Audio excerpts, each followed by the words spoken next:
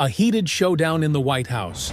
Trump and Zelensky in a fiery clash that left world leaders in shock. What went down behind closed doors? Why are European leaders scrambling to fix the fallout? Stay tuned as we break down the explosive confrontation that could change everything. Before we dive in, let us know in the comments, should the US continue supporting Ukraine, or is it time to shift focus? Volodymyr Zelensky walks into the White House expecting a firm commitment from President Donald Trump on military aid. Instead, the conversation quickly turns tense. Reports from inside the room suggest that Trump made it clear. No more blank checks for Ukraine. He wants European nations to contribute more. But Zelensky wasn't having it. Zelensky, visibly frustrated, reminded Trump of U.S. promises to support Ukraine against Russian aggression. But Trump pushed back, questioning whether continued aid was in America's best interest. This wasn't just a policy disagreement. It was a moment that could reshape the West's response to the war. The moment news of the failed talks leaked, global reactions were swift. European allies, particularly France and Italy, called emergency meetings. French President Emmanuel Macron and Italian Prime Minister Giorgia Meloni voiced concerns that U.S. hesitation could divide the West. The biggest fear? That Russia could exploit the cracks forming in the Western alliance. And then, something even more surprising happened. Some European leaders signaled that they might step up with their own military aid, potentially reducing Ukraine's dependence on the U.S. This could be the start of a major shift in global power dynamics.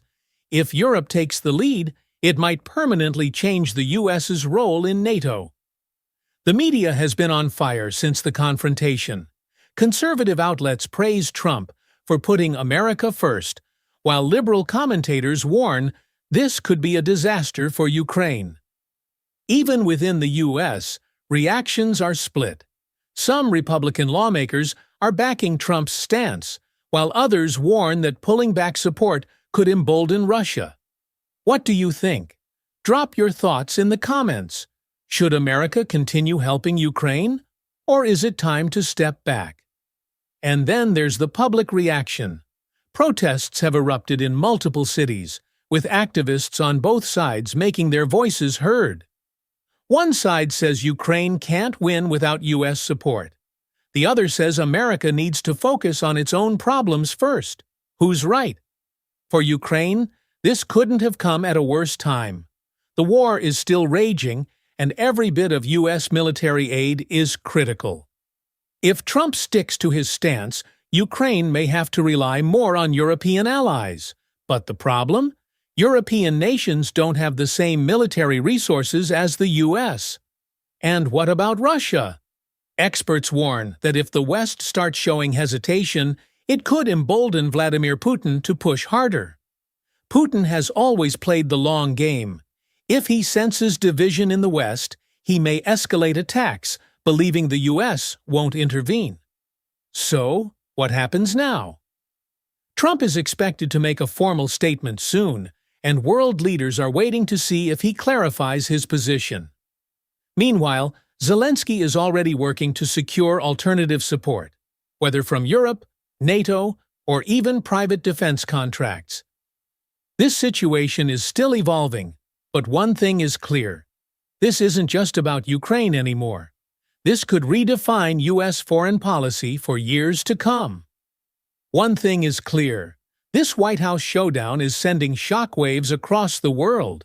Is this the beginning of a fractured Western alliance, or just another diplomatic dispute? We want to hear from you. Should Trump continue supporting Ukraine, or is he making the right move by holding back aid? Make sure to hit that like button, subscribe for more breaking news, and turn on notifications so you never miss an update.